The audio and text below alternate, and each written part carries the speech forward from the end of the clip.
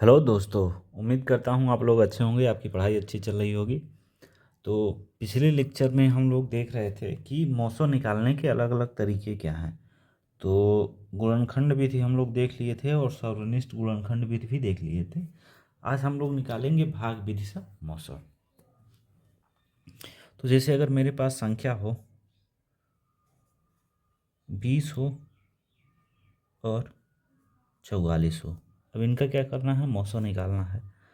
तो क्या करेंगे, छोटी संख्या से बड़ी संख्या में भाग देंगे। तो कितनी बार में भाग जाएगा, 2 बार। तो यहाँ पे आ जाएगा 40। क्या बचेगा, 4। अब जो शेषफल बचेगा ना, तो पिछले भाजक में यानी पिछली बार जिस संख्या से भाग किए थे उसमें भाग करेंगे। तो 20 से भाग किए थे, तब 20 में किससे भाग करेंगे, 4 से भाग करेंगे। तो 4 5 20। ठीक है। अब देखिए 4 से फाइनली काट भाग देने पर शेषफल क्या आ गया, शून्य हो गया ना, शून्य आ गया। तो जिस संख्या से भाग देने पर शेषफल शून्य आ जाता है वही हमारा क्या हो जाता है, मौसौ। तो 920 44 बराबर क्या है, 4 के बराबर है। ठीक है। अगर मान लीजिए हमारे पास संख्या हो 12 हो, 18 हो और 48 हो, तब कैसे करेंगे। तो ध्यान से देखिए, कोई दो संख्या ले लीजिए। तो अगर मैं 12 और 18 लूँ तो क्या करेंगे, छोटी संख्या से बड़ी संख्या में भाग करेंगे। तो 12 से 18 में भाग करेंगे तो 12 कम 12, यहाँ पे 6 हो जाएगा, 6 बचेगा। अब 6 से किस में भाग करेंगे, 12 में, क्योंकि इससे पहले 12 से भाग किए थे। 6 दूना 12। तो देखिए 6 से कट गया, तो यहाँ पे मौसम हमारा 6 नहीं होगा, क्योंकि अभी एक संख्या बची हुई है, यहाँ पे 3 संख्याएँ हैं।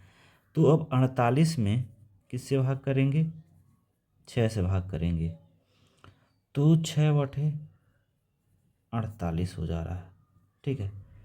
तो देखिए 6 से यहाँ पर भाग पूरी तरीके से चला जा रहा है, तो हमारा मौसौ क्या हो जाएगा, मौसौ 12 18 48 बराबर कितना आ गया, 6 आ गया। तो भाग विधि से इस तरीके से आप मौसौ ज्ञात कर सकते हैं। अब हम लोग पढ़ते हैं लौसौ निकालने के तरीके।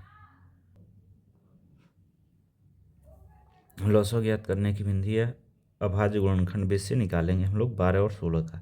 तो सबसे पहले देखिए, अभाज्य गुणनखंड से निकालने के लिए पहले 2 से काटते हैं, फिर 3 से, फिर 5 से, फिर 7 से, 11 से, 13 से, 17 से, 19 से। तो ऐसे अलग अलग अभाज्य संख्याओं से काटते रहते हैं। ठीक है। अब देखिए अगर कोई संख्या 2 से कट रही है तो 2 से उसको तब तक काटेंगे जब तक कि वो 2 से कटेगा, फिर 3 से, फिर 5 से।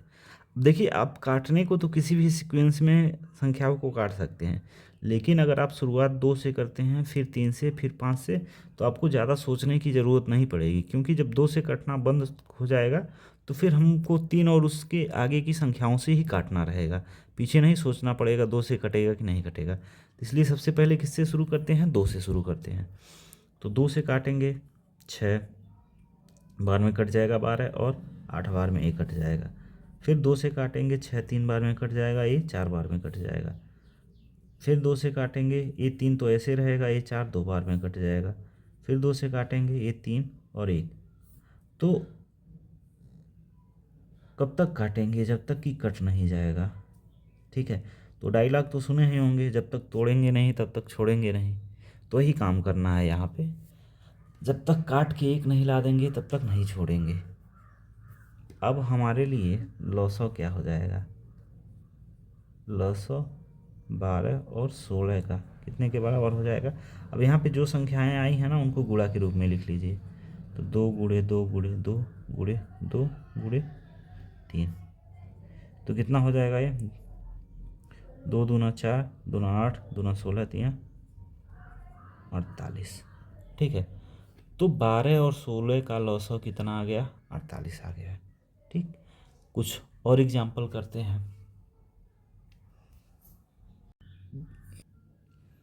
तो हमारे पास संख्याएं हैं 10, 25 और 30। अब इनका क्या करना है, लॉसो निकालना है। तो लिखते हैं 10, 25, 30। पहले 2 से काटेंगे तो ये 5 बार में कटेगा, ये 25 ऐसे रह जाएगा और ये 15 बार में। फिर देखिए यहाँ पर भले आपको दिख रहा है ये 5 से कट जाए, फिर 5 से कट जाएगा, ये भी 5 से कट जाएगा, लेकिन 5 से काटेंगे नहीं।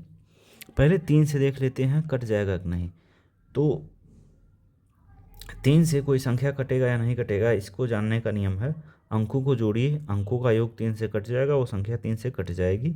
और यहाँ पे देखिए छोटी संख्या है तो आप वैसे भी जान सकते हैं कौन 3 से कटेगा कौन नहीं, लेकिन ये नियम बड़ी संख्याओं को 3 से काटा जा सकता है नहीं काटा जा सकता है उसके लिए बहुत ज़्यादा सहायक होता है। तो यहाँ देखिए 1 और 5 क्या हो जाएगा, 6 हो जाएगा, तो 1 कट जाएगा। 2 और 5 7 होता है, ये नहीं कटेगा, 5 तो कटेगा ही नहीं। तो 3 से काटते हैं, यहाँ पे 5 हो जाएगा, यहाँ पे 25 हो जाएगा और यहाँ पे 5 आ जाएगा। फिर किससे काटेंगे, 5 से। यहाँ 1 आ गया, यहाँ 5 आ गया, यहाँ पे 1 आ गया। फिर काटेंगे किससे, 5 से, तो यहाँ 1 आ गया, यहाँ 1, तो सभी जगह 1 आ गया ना। तो हमारा लॉस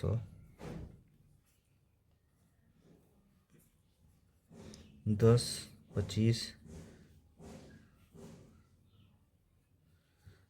30 का कितना हो जाएगा, 2 गुणे 3 गुणे 5 गुणे 5, ये कितना आएगा, गुणा करेंगे तो 5 का गुणा 5 में करेंगे 25, 25 दूना 50 और ये तो 150 आ गया, 150 आ गया। अब आगे हम देखते हैं अगर कोई संख्या घातांक के रूप में लिखी हो तो उसका लॉसो कैसे निकालेंगे। तो हमारे पास अगला प्रश्न है और ये संख्या दी गई है, इसका क्या करना है, लॉसो ज्ञात करना है। तो इसका सॉल्यूशन क्या हो जाएगा, सिंपल है। तो संख्याएं जो हैं लिखेंगे हम, दी गई संख्याएं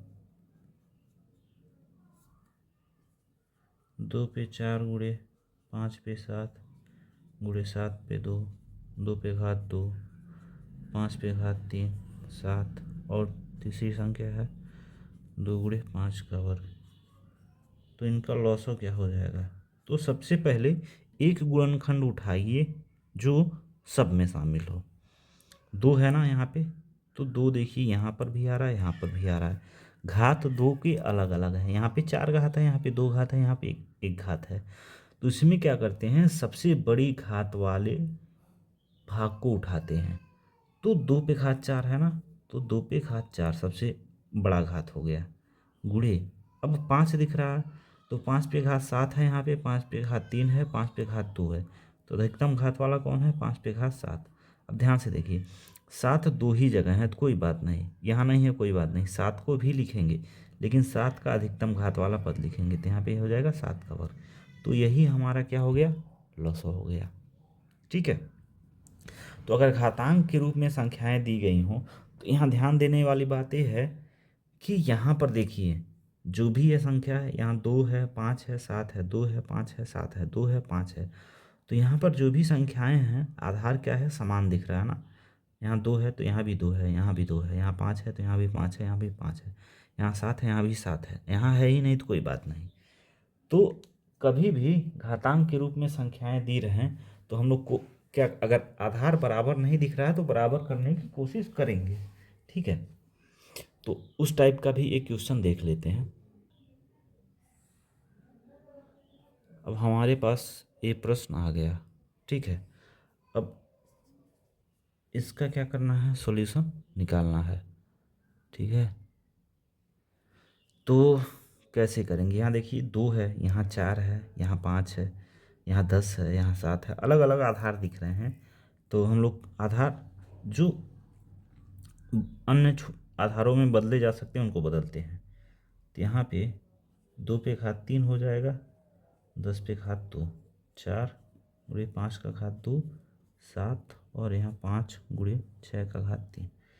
तो ये तो रहने देते हैं, मैं 10 को लिख सकता हूँ 2 गुणे 5 हो गया, यहाँ पे इसका घात 2 आ जाएगा। और 4 को मैं लिख सकता हूँ 2 का घात 2, यहाँ 5 का घात 2 और यहाँ पे 7 हो गया। 5 ऐसे ही है। 6 को मैं लिख सकता हूँ 2 गुणे 3 और इसका घात 3। तो ध्यान से देखिए यहाँ पे 2 का घात 3 हो जाएगा। ये 2 पे भी आ जाएगा घात और 5 पे भी घात आ जाएगा घातांक के नियम से। घातांक का एक नियम होता है ना कि अगर ए बी पे घात n हो तो ये हो जाता है ए पे n गुणे बी पे n। ठीक है, ए पे ए बी पे n हो तो ए पे n आ जाता है गुणे बी पे n। तो उसी के हिसाब से इसको चेंज कर लिए। यहाँ पे 5 पे भी घात 2 आ जाएगा। यहाँ पे 2 पे घात 2 है, 5 पे घात 2 है गुणे 7 है, यहाँ 5 है, यहाँ 2 पे घात 3, इसी के नियम से तोड़ लेंगे, 3 पे घात 3 हो जाएगा। और यहाँ देखिए दोनों आधार सेम है तो घातांकों को जोड़ लेंगे। यहाँ पे आ जाएगा 2 पे 5, 5 पे 2, 2 पे घात 2, 5 पे घात 2 गुणे 7, 5 गुणे 2 पे घात 3 गुणे 3 पे घात 3। अब लॉसो हमारे पास क्या आ जाएगा, तो लॉसो हमारे पास हो जाएगा। यहाँ पर देखिए 2 है ना, 2 यहाँ भी है 2 यहाँ भी है और 2 का अधिकतम घात क्या है 5 है, तो 2 पे घात 5 आ गया। उसके बाद क्या दिख रहा है हमको, 5 दिख रहा है। तो अच्छा सीक्वेंस में लिखें तो यहाँ 3 5 5 को ही देखते हैं। 5 पे घात 2 है, 5 पे घात 2 है, 5 पे घात 1 है, तो 5 पे घात 2 लिखेंगे क्योंकि अधिकतम घात 5 का 2 आ रहा है। उसके बाद देखिए 7 है और 3 भी आ रहा है, तो यहाँ पे 7 आ रहा है तो 7 लिख लेंगे और 3 पे घात 3 लिख लेंगे। तो यही हमारा क्या हो गया, लॉसो हो गया। तो अगर घातांक के रूप में संख्याएं लिखी रहें तो इनका लॉसो इस प्रकार से निकाला जाता है। ठीक है, अब हम लोग आगे बढ़ते हैं और देखते हैं अगर दो संख्याएं हों तो उनके लॉसो मॉसो और उनमें क्या संबंध होता है।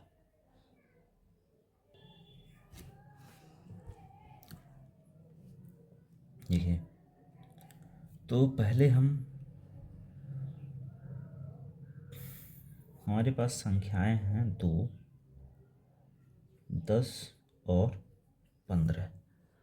तो 10 और 15 का पहले क्या निकालते हैं हम लोग, मौसो। तो यहाँ 10 लिख लिए, यहाँ पर 15 लिख लिए और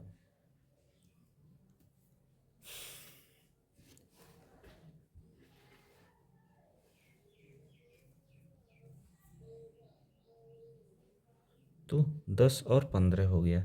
2 से डिवाइड करें, नहीं, मौसो निकाल रहे हैं 2 से डिवाइड नहीं होगा क्योंकि जिस संख्या से डिवाइड करेंगे वो दोनों को डिवाइड करना चाहिए। 3 से भी नहीं कर सकते क्योंकि यहाँ पे 10 है, यहाँ पे 15 है। तो 5 से करेंगे, 5 से करेंगे तो ये 2 बार में और ये कितनी बार में, 3 बार में कट जाएगा। ध्यान से देखिए, दो अलग अलग अभाज्य संख्याएं आ जाती हैं ना मौसम निकालने में, तो वहीं पे रुक जाते हैं। अब 2 2 से कटेगा, 3 3 से कटेगा, ये भी है। तो अब आगे हम लोग नहीं बढ़ सकते, कोई एक संख्या इन दोनों को नहीं काट सकती। तो 900 10 15 कितना हो जाएगा, 5 हो जाएगा। ठीक है, लॉसो निकाल लेते हैं हम लोग। तो 10 और 15 किससे काटेंगे, यहाँ पे तो 2 से जब तक कट रहा है 2 से काटेंगे, 2 5 10, 15 नहीं कट रहा है तो इसको लिख लेंगे। अब 3 से कटेगा तो यहाँ 5 हो गया और यहाँ भी 5 हो गया और यहाँ पे 5, तो 1 और 1। तो हमारे पास लॉसो क्या आ रहा है, किसका, 10 और 15 का। तो कितना आ रहा है, 2 गुणे 3 गुणे कितना आ रहा है, 5। तो गुणा करेंगे, 2 3 6, 6 5 30। अब एक काम करिए, संख्याओं का गुणनफल निकालते हैं। तो संख्याओं का गुणनफल क्या है, 10 और 5 है तो 10 गुणे 15 कितना आया, 150 आ गया। ठीक है, और संख्याओं का गुणनफल इतना हो गया,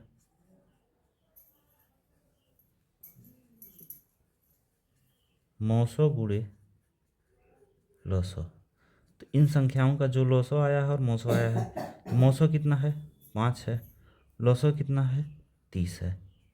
तो ये कितना हो जाएगा, गुणा कीजिए तो 150 आ रहा है। यानी अगर दो संख्याएं हों तो उन संख्याओं का गुणनफल और उन संख्याओं के लॉसो और मोसो का गुणनफल क्या होता है, बराबर होता है। ठीक, तो इस पर भी आधारित बहुत से सवाल आते हैं। तो आज के वीडियो को बस यहीं तक रखते हैं और इस पे आधारित हम लोग कल सवाल करेंगे, बहुत से सवाल करेंगे इस पे आधारित। तो वीडियो को लाइक करें, अपने दोस्तों में शेयर करें, चैनल को सब्सक्राइब करें। जो भी डाउट हो कमेंट सेक्शन में पूछें। और क्या पढ़ना चाहते हैं, कौन सा टॉपिक पढ़ना चाहते हैं आप, किस टॉपिक में आपको ज़्यादा दिक्कत है, किस चैप्टर में आपको ज़्यादा दिक्कत है, कौन सा चैप्टर नहीं समझ में आता है, उसके बारे में भी आप कमेंट सेक्शन में लिखिए। मैं आपके लिए वीडियो लाऊंगा उस टॉपिक पे। तो हैप्पी लर्निंग।